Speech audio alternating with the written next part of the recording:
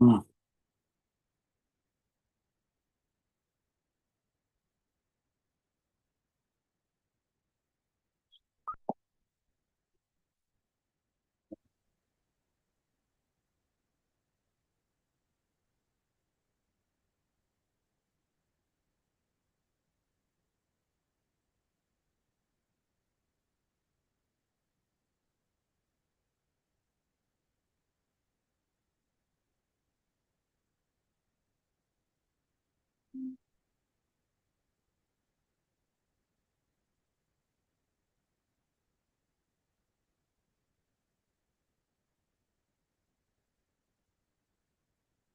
All right. Good afternoon, ladies and gentlemen.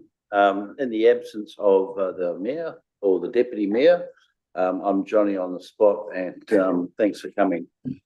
I just want to make everyone know that the deputy mayor has just arrived. So my time in the chair is very short. Look, I think that's probably the shortest lived ever. Thanks, Shane. But what I was about to do is just open the meeting up formally, Shane, and then hand over to John to give us the brief on the annual plan. Do you want to take it from here, or? All right. So we've got an hour to spend on the annual plan, and there's a workshop of ideas and discussions, but that's best led by John Salmon, and I'll hand over to him now. John. Kia ora, councillors. Firstly, thank you very much for your time today.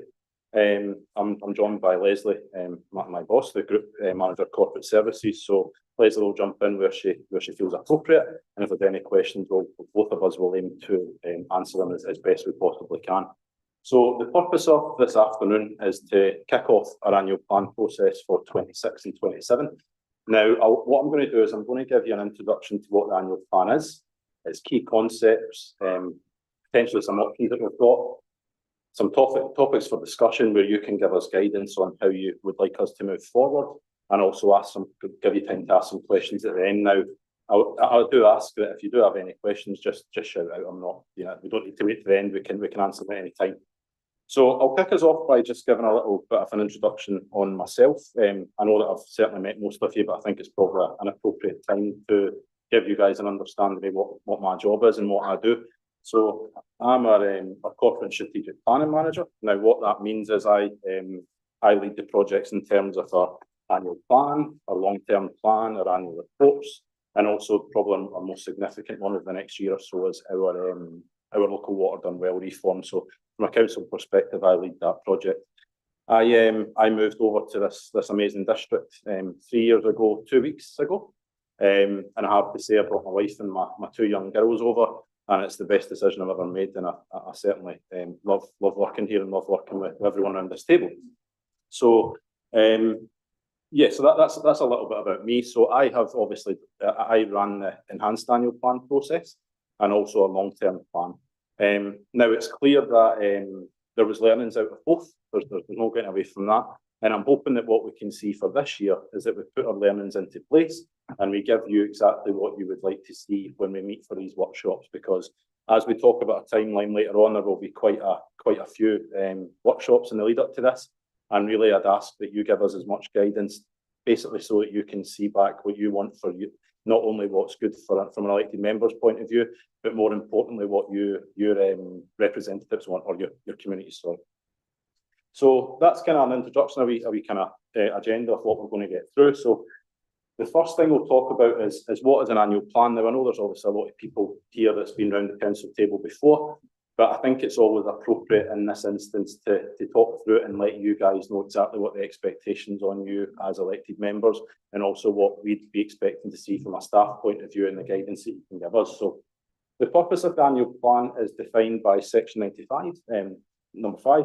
And that's it contains the annual budget and the funding impact statements for the year in question. Now, what an annual plan is it's essentially, it's usually year 2 or year 3 of the long-term plan. Now, we did take the decision a couple of years ago to defer our long-term plan by 1 year. So essentially, this is the only annual plan we'll do before our next cycle of long-term plans. So when council adopted the long-term plan back in June, that gives you the starting point of what you'd expect to see for annual plan. So really, it should only be what was in that plus any variances. And if there is significant variances, then we can discuss that in a little while. Now, as I say, it's the basis of year 2 of our LTP, and the annual plans are always based on exceptions. So it's an exceptions-based document. Essentially, council have approved what the annual plan looks like, essentially, but it can change based on variances. Now, what I'd be saying is that the variances that you propose is what would make up our annual plan if it's to make it different to year 2 of the long-term plan. Any questions on that? Councillor Rutherford. Yeah, thanks, John. At the time, in the previous triennium, when the plan was deferred, the annual planning process was deferred by a year. When it was produced, why didn't it just become a 10-year plan? When the legislation, when the minister announced the fact that you could defer the long-term plan, they deferred it on the basis that it would be a 9-year plan. So that was the agreement that we had in place with the minister to say, if you take the decision to defer it, it's only going to be a 9-year plan for when the time comes round. So what we did is for the last triennium or the last 3-year block, it was essentially year 4 of that long-term plan with the significant variances. And that's why it was called an enhanced annual plan. Councillor. Thanks, John. Normally, we do it back from the time that we're looking at back to now, backwards. You know, we plan from the end state back to where we are now.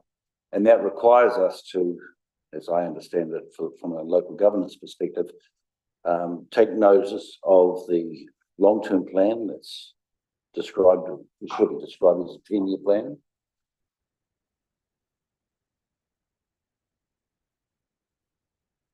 So, yeah, so sorry. Oh, okay. So where is our vision beyond the 10 years, and how much should we take that into account when we're doing the annual plan? I think that's a really good question, and thanks for asking it. Now, we obviously we have a different role within our council just now, a growth and development manager. I can explain to people that my job is to focus on the next 10 years and plus local water done well, and I guess Paul's job to focus on the future. Now, I think when you do a long-term plan, you do have a 30-year infrastructure strategy. So that's a key document that goes into the planning process, and that outlines what the expectations are on our assets. Now, in terms of where we want to go as a district, that's not a part of it. The focusing after 10 years is not a part of that. But it's important that you as elected members understand and try and guide the vision. But essentially, it's your 9 years, but your infrastructure for your 30 years or your 10 years. Yeah. But it's part of the annual plan. Look, if you want changes that you think would be a vision for the future, that's something that, of course, we can discuss. So I'll cover this one off very, very quickly. Just noting we will have only got 6 minutes left, so I just want to make sure we get these through quite quickly. So this is the planning cycle, the planning and reporting cycle. So that's you've got your long-term plan as your main one. You've got your annual reports, which are reviewed each year. And I think just to give everyone an update, we will be bringing back the 22-23 and 23-24 for adoption in December. So as part of the December council meeting, the two of the annual 24-25 will be coming back in the month of March. So that's when the timeline for those are, just so that you know. And like I say, the annual plan is the one that's in the middle, the one that's based on the long-term plan, like I said, but can have some variances. So one thing we always think about is how do we consult with the public? What can we do? So that essentially there's 2 ways that we can, well, there's 3 ways that we can consult with the public. So what you'd have to do there's a thing called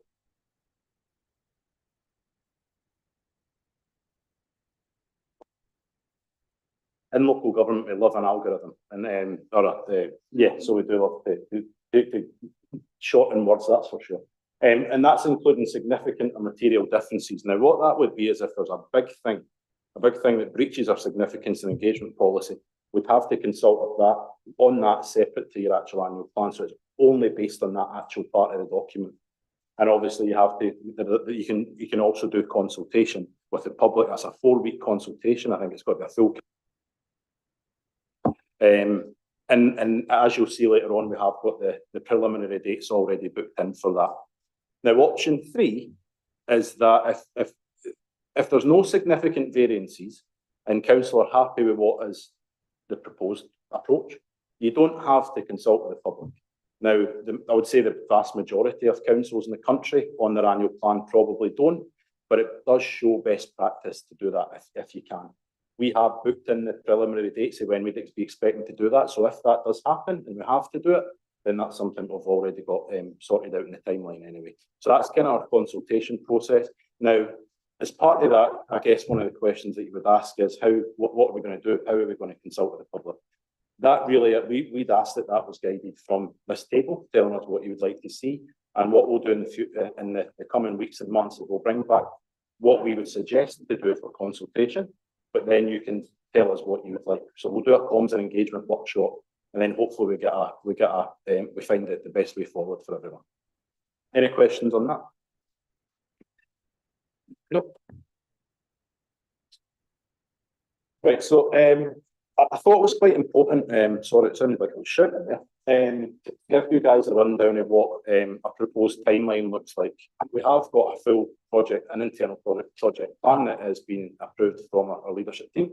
However, I thought it was scripted so that you could start to look at the dates that you will have to book out in terms of your involvement. So the only thing on this slide that I would remove would be the workshops, obviously, because January is a month that we know we don't have any workshops or council meetings, and we certainly don't expect those. However, if the table's view is that we can do them and you have the availability to do so, then we will absolutely bring back some workshops, because it is a challenge. There's no getting away from it. With the local government elections, the process does get really shortened. And I guess if I was an elected member, I would guess I'd be saying, when do we get our input for this thing, or when do we get to give you guidance? Now, starting that process in February does give us a short time, but unfortunately, that's the situation I think most of the councils in the country are in at the moment. We're due the draft annual plan is due with council at the end of March, so that's the last council meeting in March. The dates were booked in for consultation if it's required, and if the table want to do that, is between the 27th of March and the 27th of April. In terms of what happens after that, for those of you who have not been on council before, we do hearings and deliberations. So essentially, we get a submission process. Staff collate the submissions. We come up with all the topics. We give you a report, and then you hear from the submitters who would like to talk to their submissions. And then council make decisions based on that. And that's through the hearings and deliberations process. So we're provisionally booked that between the 27th of April and the 13th of May. And in terms of our annual plan adoption, which is also when we strike the rates for the next financial year, that would be done on the final council meeting in June. And that gives us time between the hearings and deliberations and the final meeting to come back and forth to make sure we've got exactly what we're looking for. All the elected members are happy, and we can get the plan adopted at the end of June. Any questions on the initial timeline? We will move on to the milestones in a second. No. So the key dates, so the kind of key milestones when you're looking at projects. So what we're doing is, as I said earlier on, the annual plan is year 2 of in this instance, year 2 of our 25-34 long-term plan. So there is a budget. There's a base budget based on what we signed up for, or what council signed up for back in June. So we are working with the finance team now. All the GMs are working with the finance team to finalise their budget.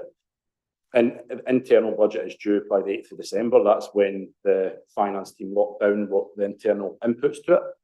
We then have meetings around what we are going to present back to you in February, because I think it's important that we present a budget that we believe is fit for purpose, is what you'd expect to see. And then from February, when we present that budget, or initial first cut of first budget, that's when we would hope for you to say, look, that needs to come out, that give us guidance on how we move forwards. And it still gives us 6 or 7 or 8 weeks before we have to adopt the draft in March.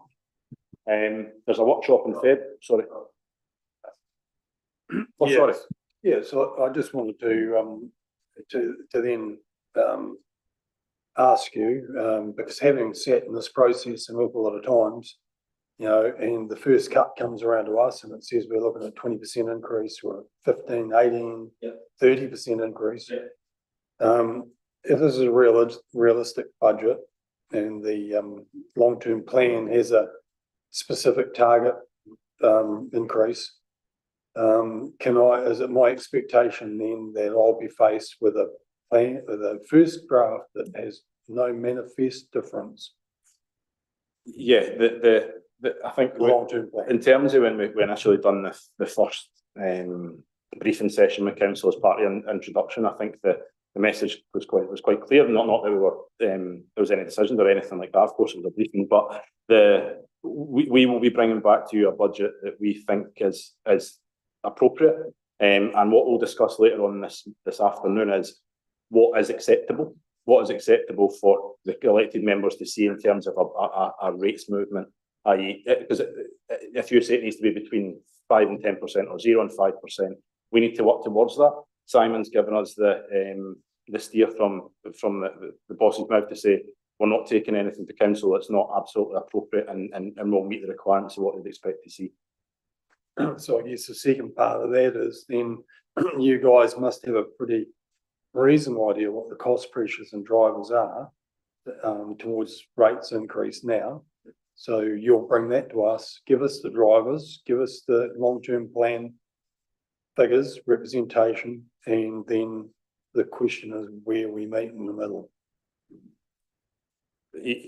From my opinion, you've highlighted exactly what we'd expect to do. I just want to ask Leslie, from your perspective, from a corporate services perspective, what you think? Yeah, that's correct. We will give you what is in the long-term plan and what we have in the annual plan, and you can compare, and we'll give you the drivers behind any differences. Thanks very much.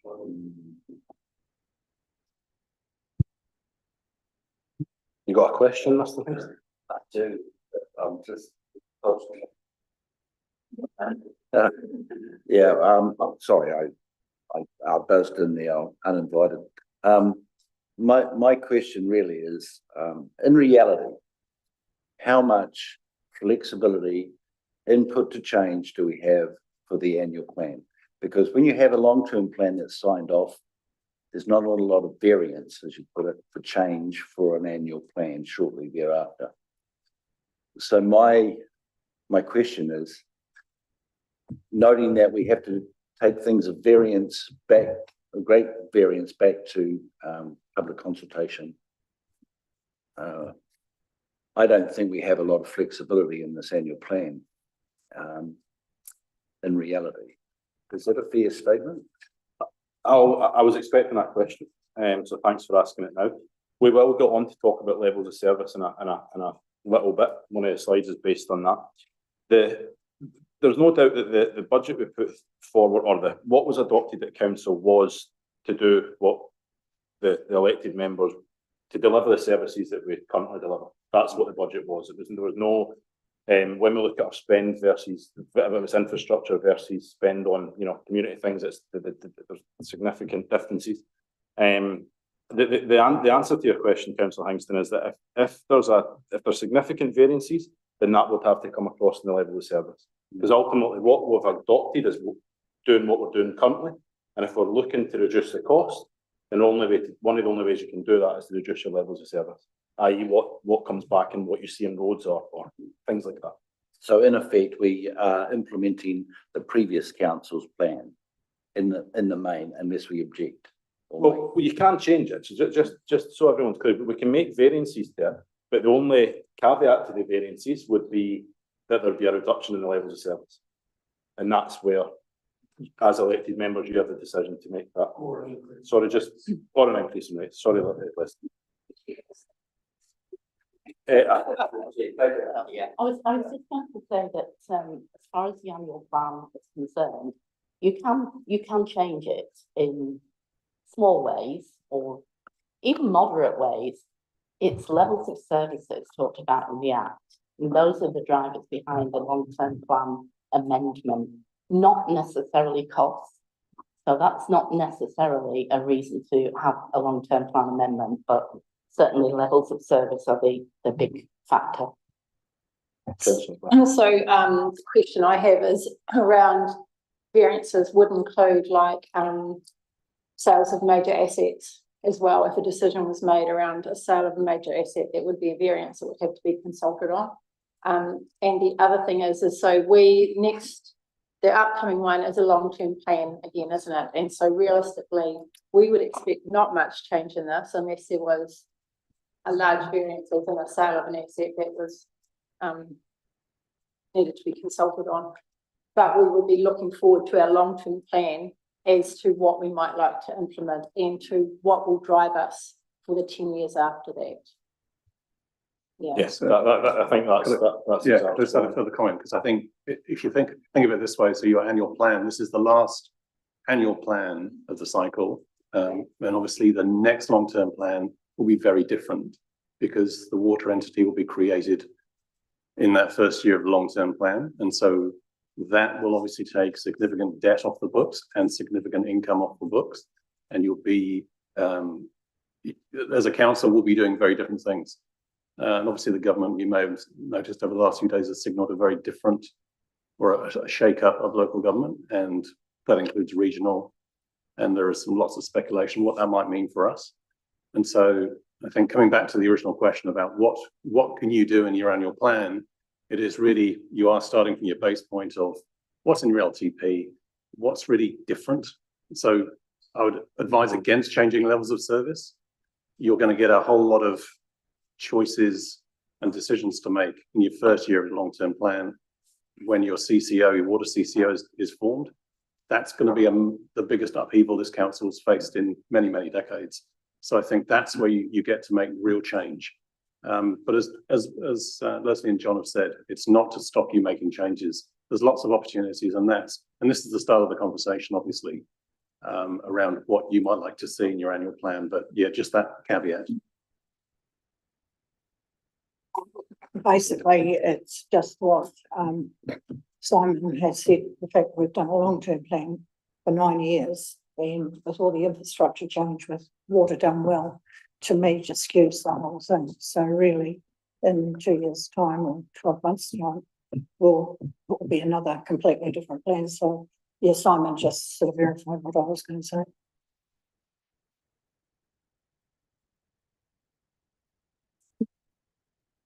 This council's changed significantly from the last council. There's been a lot of seats renewed. And one of the main drivers for that was the fact the long-term plan and didn't follow the consultation procedure as outlined by the communication and engagement team several days ago. They seem to have their finger on the pulse, and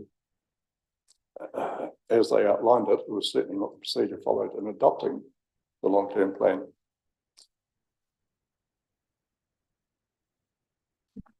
There are areas of expenditure, major ones in that long-term plan that will be being carried forward by the previous, set in place by the previous council. And I'd hate to think that we don't get a decision to change those. We don't need to reflect onto the levels of service. I'm talking about projects outside the service areas that we would see as, you know, the maintenance of parks and libraries, which should continue in my view. But there's areas of expenditure that went ahead against hundreds of submissions that were made to council that were ignored. So I'd like to think that this council does get a chance to review those. To be able to do so empowered with knowledge, we need to have last year's annual report. No councillor for 3 years has seen an annual report. And it's the information in those annual reports which empower the determination of budgets moving forward. And whether they're audited or not, we need to see them and digest them before we set next year's budget. Thank you. I believe we have a timeline that has been provided that we can provide those reports. They are in progress at the moment. We are currently being audited at the moment, and we're being audited for the 23-24 annual report. we can't even start the 25 until we've got our opening balances from there, otherwise it would be nonsense. So there is a process. We're going through that process now, and we will provide those documents to you as soon as we can make them available.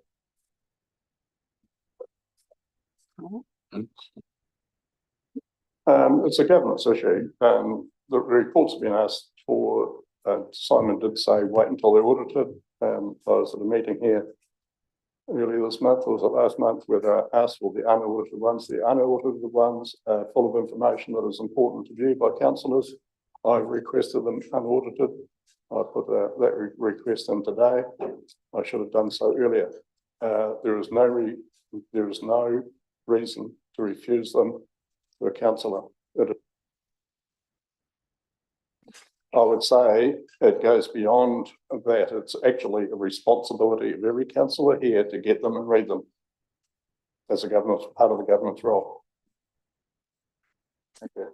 Just in answer to that though, are you telling us that we will have the audited annual report before? I mean, the creation, we'll get the base budgets, will we get the annual report for 23-24 at the same time or around the same time? So the plan is to have both the 2022-23 and 23-24 annual reports at the December council meeting for you to adopt. So you'll have them before that to read. And then 24-25 will be in the council meeting in March. Yeah, thanks, Chair. So it's, thanks for setting the scene clearly, and I think Simon's alluded to it, that, there is potential significant interference going to take place. And a lot of it could be out of our hands, obviously, things like capping of rates for RRR. We could be potentially looking at significant changes to the plan pushed upon us by people outside this room. Thank you, Councillor Rutherford. Yeah, I think that's a very valid point. And I think there's apparently hearing about that pretty soon. I think they're expecting another announcement in December around it. So maybe by the time we reconvene in February, we'll already know how that's going to look. There is a workshop being planned in for the 17th of December. That will be our next one for our annual plan. Moving on, I'm going to cover this off very quickly, but I just think for those councillors who haven't been here before necessarily, as part of this, we'll obviously cover off every area of the business, regulatory services. So that's things like your consent, your compliance, your master planning, your building, your dog control, all the kind of compliance, regulatory expectations, and it probably comes with the territory. Infrastructure services, all your water, that's your stormwater, wastewater, drinking water, all your property stuff, and basically I would describe it as all things assets. That's the easiest way to describe that. Community services is all the community facilities. You've got all your subcommittees, your customer service functions, your governance functions, your comms and engagement team, and the airport as well. And in terms of corporate services, that's your finance, your corporate planning, your rates, your payroll, etc. And in terms of that, the last part of the business is people, culture and safety. So that's your human resources, your employee relations, your health and safety and well-being as well. So that's kind of a brief rundown of all the things we'll be discussing. And of course, the GMs will be taking you through their areas and their budgets. It will be the GMs delivering their budget to you, or what they've been asking for. So I think that Councillor Hingston raised the point earlier on around what levers we've maybe got, and I think that the key is a discussion that we need to discuss is levels of service, and that's the agreement with the community about what services we'll provide. Now, as part of a long-term plan, I'm sure Rosalie and Tony and Colin, etc., can say this. We looked at a level of service in depth. We looked at what we were delivering in terms of what expectations the community have. The budget we've currently got or had as part of the LTP is to deliver what we say we're going to do. I wouldn't say there's anything really in there that's not it's stuff you'd expect to see. The vast bulk of our spending, and I mean, I'd say close to 90% of our spending is spent on things that unfortunately we can't always see. But it's pipes under the ground and all that type of stuff. So I think Simon alluded to the point earlier on. come the next cycle of long-term planning, we've got 12 months time, it's less than that actually. Council is going to look significantly different and our spend is going to be significantly different. So I think that's something we certainly need to consider. So my example, like I said earlier on, if the level of funding for any elements of our levels of service are reduced for an activity, then the level of service, if the funding reduced, the level of service is more than likely going to have to reduce. And that's something you have to, I guess, fight with yourself around. It's probably one of the toughest things as an elected member, I would say. So I thought we'd talk about the key concepts in terms of what actually we do as part of our kind of planning process, and this is for the accountants in the room or people that like finance like myself. Are the key elements. You've got two big elements of it. You've got your OPEX and your CAPEX. Your OPEX is your normal day-to-day expenses, staff expenses, computer systems licenses, maintenance, etc. These are largely funded via rates or fee funded. We don't have necessarily fees unless it's fees and charges. Now, in terms of what we can do, our fees and charges, we'll look at that again. That's a lever you have, is to increase the revenue from fees and charges. But that's stuff, all your operational expenditure is stuff that the community essentially are paying for straight away. Our capital expenditure is mostly for infrastructure things, really. That's normally physical works, renewals, growth, and obviously if you want to increase the levels of service. And that's largely loan funded, so you don't tend, bar the interest, you don't really tend to see a rates impact on that until the future years. But you will see an impact via the interest costs. So say, for example, you've got a $5 million building you want to put up. You're not paying for, the community are not paying $5 million straight away. You're loan funding it, but your interest coming on it, you pay for it a bit later on. That's the kind of easiest way to explain it. And it's largely, obviously, the interest is the key thing. Rosalie. Just going as to capital expenditure operating, it was last asked in our last round of the long-term plan as to what our uniform annual charge covered. And it was quite a sort of varying well, we didn't get an answer, plain and simple. Can we get an indication what does our uniform annual charge, what is funded or where the costs lie within our uniform annual charge, please? It's generally part of the general rate, so you reduce it from your general rates. Whatever is general rated is part of your uniform general charge. So that would be your libraries and your museums and all those kind of community services. Yes, I understand that, but it was just in the whole pool and it wasn't identified that X amount of libraries or X amount of facilities. That's split. Yeah, so that people could actually see, and other councils do it, and it was asked for last time. Yeah. We've got notes on that. We'll talk about that. We can go back. Yeah. Any questions on that? That's kind of how the funding mechanism is made up. Councillor Hawes. Well, just for clarity, I mean, the way you've written it up there with increasing levels of service, it doesn't necessarily come from capital expenditure. If it's things like increasing swimming pool opening times or library opening times, that'll be directly funded from rates increases. Then I just, in case anybody's missed that one, that is worth mentioning. I think that's a very good point. I'll take that on the chin. Yeah. Any other questions?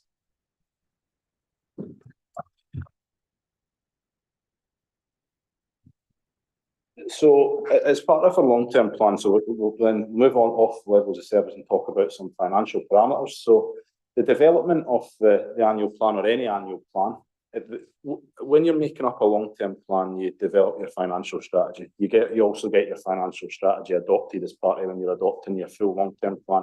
Now we've done that, and that outlines what our debt looks like, what our benchmarking looks like, what our debt limits are going to look like. Everything that's kind of how our financial makeup is such that what makes up our finances, and we've had that adopted as part of a long-term plan last year. Now, what we can do is if we do, we have got a limit, but we can, if for whatever reason we need to, you would be wanting to increase that for whatever reason and being spent on something you want, we can do that. That's something we can do as part of the consultation process. But it is, your benchmarking is the key element to think about, and that's basically saying what percentage it is versus what kind of ratio basis. Anything like that to that? No? Any questions on that?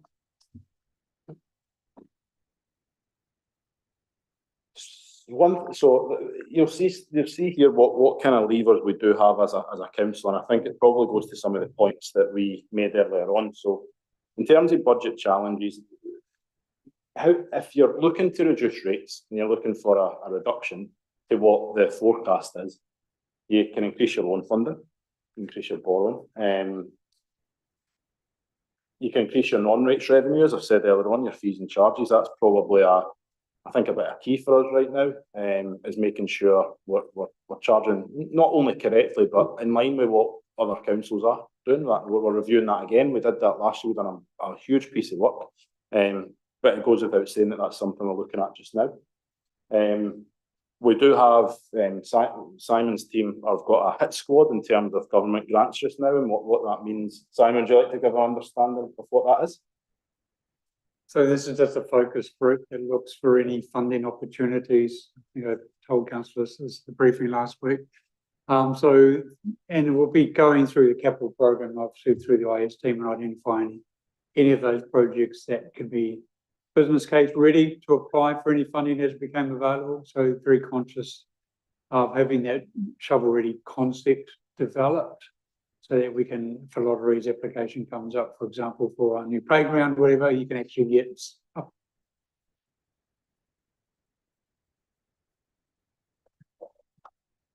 That's right. Any questions from that?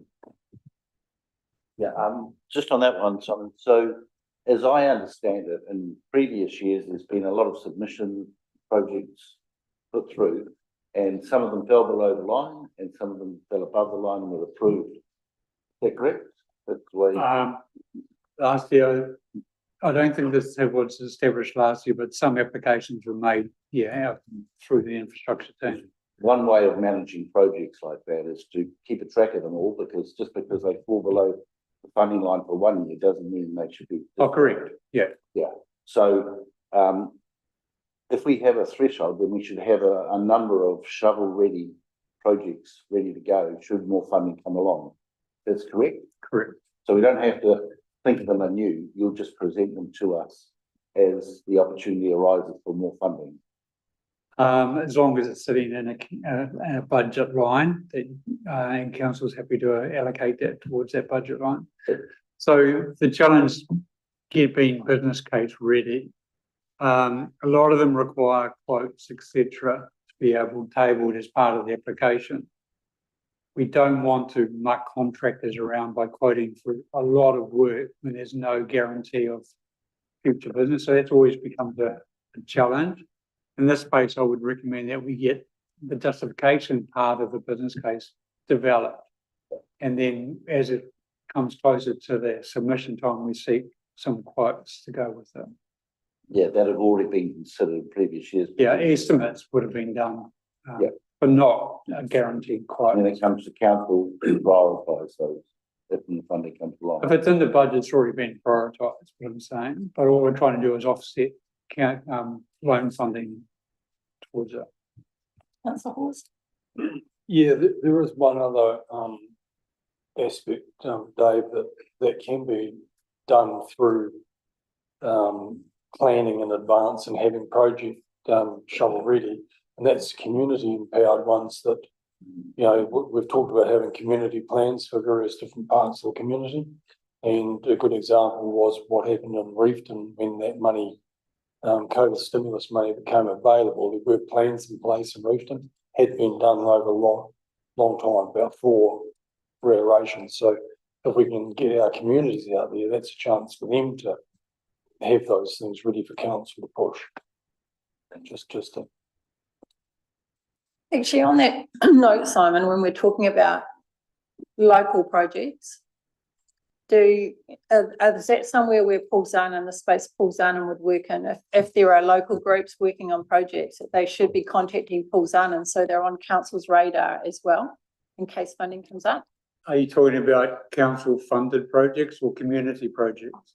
I'm talking about community projects that are perhaps in the concept phase that will need funding, or, you know, that maybe have some funding, but maybe linked into some of the work that council is doing, particularly around growth and development. Yeah, if they're assigned to a council asset like a community hall when you're applying for funding, definitely we should be across that as part of that process. We can't be a one-stop shop for all community funding applications. We just don't have the resources to do that. And definitely link into Paul in terms of he's coordinating that working group. You know, it'd be good to see what those communities are applying for. Yeah, I guess what I'm saying is sometimes these these little projects fit into a bigger picture, and actually they help sell or justify a bigger lot of funding. Yeah. Thank you. Now, the opposite to that, how other ways we can, well, things we can look at reducing. We can obviously reduce our operating expenditure. That's something we can do. The big one that councils do a lot is reprioritise or delay spend. Now, clearly with that comes risk. You know, especially they do say that building things never comes less expensive than doing it now. But that does also have its challenges in terms of, I mean, it goes without saying that the biggest thing for us, certainly as staff, and I'm more than positive around the table, is affordability, clearly. And we're fully aware of the situation that, you know, social deprivation, things like that, and what people, and the cost pressures that people have got just now. So, yeah, that's something you can do. And the last thing, obviously, is reducing our level of service, which I guess we've discussed at length this afternoon already. And the Deputy Mayor did allude to this earlier on. We can look at selling assets. I think we did go through quite a big process in terms of selling our assets through Chris and our team. Or we can do a combination of the above. Yeah, thanks. Hey, look, it might be jumping ahead a little bit, but I think it's relevant to the point you just made about reducing capital expenditure. So look, we know that we're going to be dealing with a long-term plan that's going to be a very different organisation to the one that we've got now. Probably including what's this table. You know, we'll be looking to see what's fit for moving forward, what's fit for purpose. It's going to be different down in Brougham House, potentially different here. Why would we continue with 10 councillors for a much reduced thing? What I'm leading up to saying now is, should we be developing an annual plan, knowing that that's what we're going to be doing in a couple of months after we've approved it, or should we be considering in the annual plan, taking on board the knowledge of change and potentially seeing how that impacts? I don't believe we should just go into the next year doing the same old when we know that very next day it's going to be very different. There may be some things that we can take account of in the annual plan, like reducing some of the big capital expenditure, because we'll have a very different organisation moving forward. Any thoughts on that? Leslie, you've got a couple of thoughts on this one. Yeah, really, we should be using our annual plan on current state. There's nothing to stop you thinking about those things though, but it should be current state. And when you produce the LPP, because that will be the first year of that's when we should really be looking at all those current state at that time and what it will look like going forward.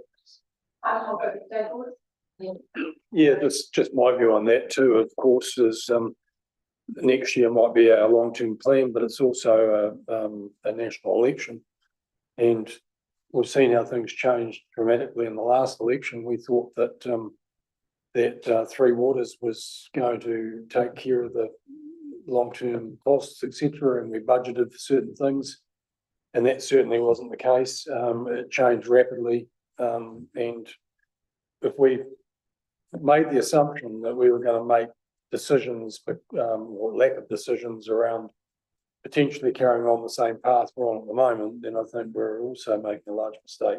Hence why you probably gave us the advice that we follow the long-term plan. I think, councillor, it's a very good point. I think, just talking, how much I've been involved in the local water done well slash the affordable water stuff. The opposition party have made it quite clear that I don't think they'll be repealing the water legislation. And it's not been set in stone yet, but I think that's certainly the key messages that we've had, is that it's got to go through, because if it doesn't go through, we're going to be in the same situation in 12 years' time. Yeah, that wasn't necessarily what I was saying, but rates capping might be gone.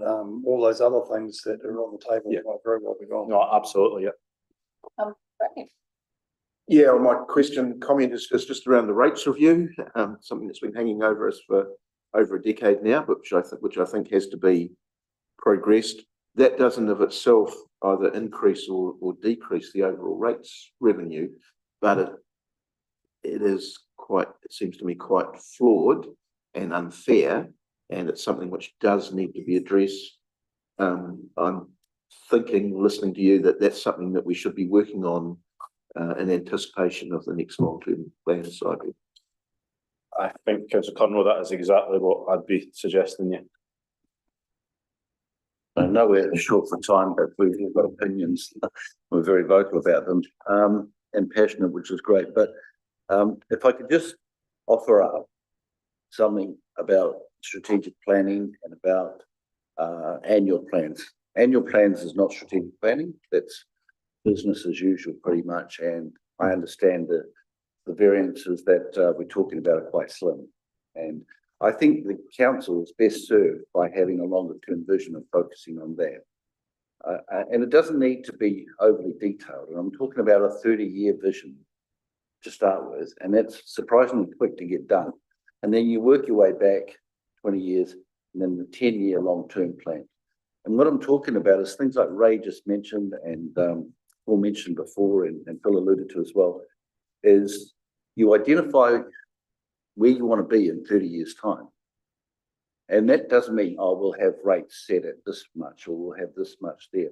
What it means is you'll have a statement like, we will have a system in place that allows the rates to be fairly adjudicated on a regular basis. That sort of statement. And then you also have something to the effect of, we will be self-sufficient for 50% of our energy requirements by 2055 or something. We will have regular financially audited reports available a week after they're done. So that sort of thing in place. And then you work back. And then the 10-year plan becomes, you can focus a little more. So how are we going to do this? If that is our end state out there. Because without a vision of the long-term future, we're a little bit stumbling around with a 10-year plan even. So I think if we just, if I could sum it up, I'm not sure worrying about the little variances for the annual plan is, as they say, I don't believe the juice is worth the squeeze. We're going to put a lot of resources potentially into something that we should focus further out than just the annual plan. Can I just comment on that? Because I agree with what you're saying, but I think in the next 12 months, we have to get our head around a lot of stuff, and there's a lot of transitioning that's going to be happening. And I feel like that probably the timing is perfect for the long-term plan next year, once we go through this, because there is a lot of information out there. There are our annual plans that we need to look at. We need to get some full understanding around them. There are lots of assets that we need to look at, and there is the transition to local water done well. So yeah. I hear what you're saying, absolutely, but I feel like for this council, which is a new council, we just need to work our way through the next 12 months. And I'm kind of happy to hear from anyone else who thinks differently, but it is about having the information to make the right decisions going forward. That's just my opinion. Thank you, councillors. I think, yeah, and if I just add one point to that, I think.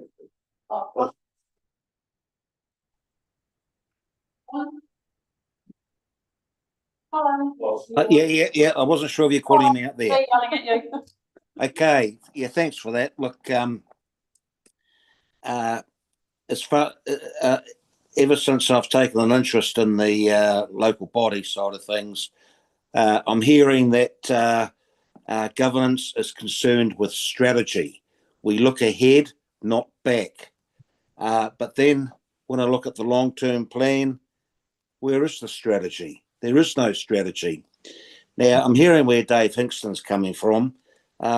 Really all we're doing, and no offence there, Shane, with what you're saying about the next 12 months, this has been the MO for a number of years where we get through one 12-month period and then we just simply roll over again and just carry on. And no, as I said, no offence with what you're saying before. Now, to begin with, here we are talking about the next annual plan, but what is it? And Dave Hingston sort of alluded to it. What do we want to see as governance at the end of our 3-year term? That's the start. And that is the immediate short term. And then, as I say, Dave's mentioned about the other items as well, going out 30 years. But I'm more focused at the moment on what we want to see. Now, what do you want to see, Shane, after 3 years? And I would have thought that's going to be one of the drivers for the annual plan that we're talking about now. So I just want to put that on the table. I don't have any ideas at the moment because I've been involved with this don't look back and being put on a corner. So what I want to see now is following on what Dave Hingston's talking about. Let's look at our end result, what we want to see, and then we work back. And that is around the table, not Bram Street. That's all I want to say. Well, you did ask me what I want to see. So, in the short term, what I want to see is more work done on rate supportability and transparency in our financials. I think once we have an understanding of that, then we can look forward. And that's kind of what I'm saying, Colin. I actually think we do need to have a strategy right now for the next year. But for me, it is rate affordability and some financial transparency, which I feel like our team is actually working towards for us. So, thank you. Yeah, that's all very well for us to sit around the table and say what, to set a long-term strategy, but we're talking about a community. We're here community representatives. The community have their long-term strategy. Every community member has their long-term strategy. And we're here to provide a stable platform of service delivery. We're not here to try and manifestly change where the community's at. The community feeds into us where they want to go, and we're there to facilitate that and enable it.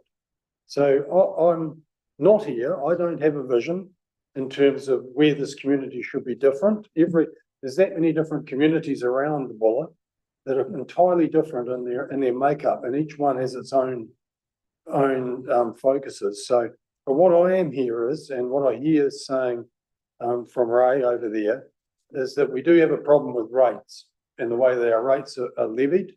And if there was any one thing I could do in my 3 years is to reach a point where we can actually come to some sort of a reassessment of how we levy those rates. It's critical. We've got 42 different differentials. We've got an entirely overly complex system that has really no defence in terms of why we charge it that way. So that's my one thing. 3 years, I'd like to see that dealt with. Thank you. Great, thanks for holding me to account, Dave. What I like about what you said is about where the vision comes from, and it does come from the community. And I apologise if I inferred that we were going to set the vision for Buller. We're not. What we're going to do is we're going to provide a mechanism for the vision to be generated from the ground up, and then we facilitate that. That was my thing, and then we spread it. And I think really all we're really getting around here is our focus on the term. Long-term vision, you start it rolling now, we may not have it till 2 years' time, after we've planned out what's going on with Water Done Well. But it seems to me that 1 year is not enough. I think even if we focus on a 3-year immediate plan, And somewhere in our workshops say, ask everybody here the question, what do you want most? Your one or two big issues after 3 years. And if you achieve just those, you can walk away with your head held high as a council, I believe. But we have to articulate them and we have to put a plan in place to get them done. Now, I hear rates, absolutely. You know, mine would be a look at rates rebates to those that we've harshly penalised because of the way rates have been done. That could work in well. We can just start a review, that sort of thing. We don't have to solve the problem now. We can start the process to solve the problem. And then there's the other things about, you know, our issues that we'd like. Thanks. I just think now we just let John roll on with that because we're running out of time. We are kind of going reiterating all the same stuff. Listen, I think there's been some brilliant conversation today, and I really ask through this process if we can have conversations like this or guidance like this as we move forward that's going to be successful. That's my promise to you. We do have DWC here on site, given our next update. But what I'm going to do is I'm going to you've got it in your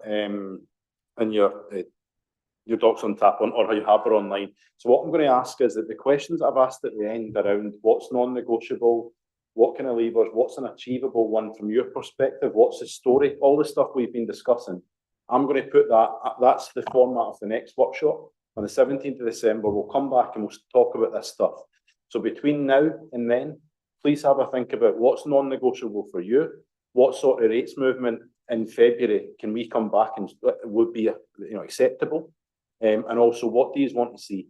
Because in terms of guidance that you can give us, the more you can give us as staff to work with and guide us in the right direction, the happier the better the process is going to be. And that's what I'd ask. I'll give you everything I've got, but I do expect that we get the same in return. Last question.